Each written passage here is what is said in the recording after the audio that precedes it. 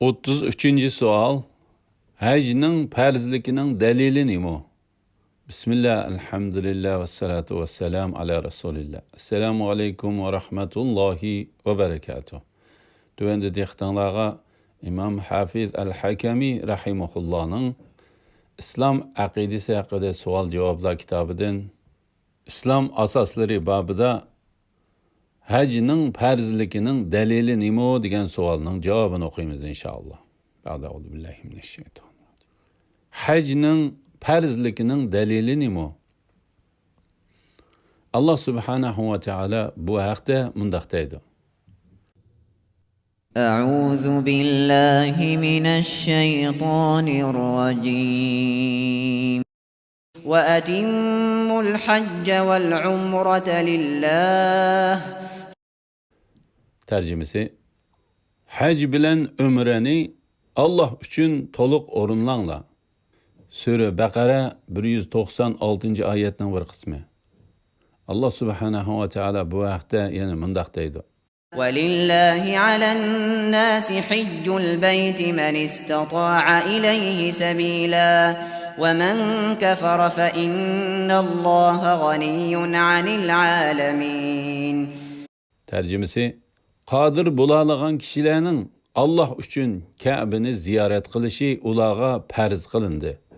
Kimiki inkar qiladigan, ya'ni hajni tark etadigan ziyni o'ziga.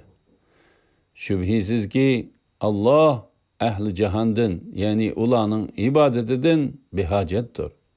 Sure Al-İmran 97. ayetning bir qismi. Payg'ambar alayhissalatu vesselam mundaq deydi. Allah subhanahu ve taala sizlarga haj qilishni farz qildi. Birlik kelgan hadis.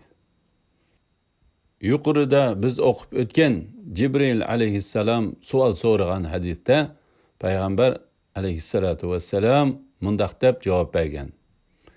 Islom degan bir Allohdan boshqa ibodatga loyiq hech ilohning yo'qligiga va Muhammad alayhissalatu vesselamning Allohning elchisi ekanligiga guvohlik berish, namoz o'qish, zakot berish, Ramazonda ro'za tutish va haramga berishga qodir bo'la olsang, Baytullohni haj qilishdir. Buxoriy rivoyat qilgan. Alhamdulillah. Yuqorida İmam Hafiz el-Hakemi rahimahullah'ның İslam aqidasi haqida savol javoblar kitobidan 33. sual. Hajning farzligining dalili nima degan savolning javobini oldinglar.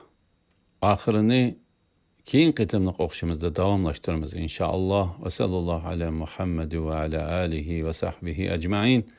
Assalomu alaykum va rahmatullohi va barakatuh.